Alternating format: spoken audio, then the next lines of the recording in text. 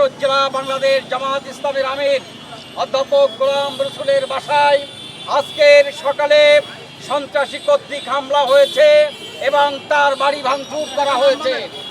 আমরা এই ঘটনার তীব্র নিন্দা এবং প্রতিবাদ জানাই। আমরা বলতে চাই, আজ সকাল 10:30টায় তার বাড়িতে হামলা হয়েছে, কিন্তু প্রশাসনের পক্ষ থেকে সেই ব্যাপারে কোনো পদক্ষেপ গ্রহণ করা হয়নি। আমরা বলতে চাই, প্রশাসন আজকের সর্বশেষ বিকালবেলায় যায় আমাদেরকে আশ্বস্ত করেছে এই ঘটনার সুষ্ঠু তদন্ত এবং বিচার করবে, কিন্তু আমরা বলতে চাই সকাল থেকে কেন এই বিকাল পর্যন্ত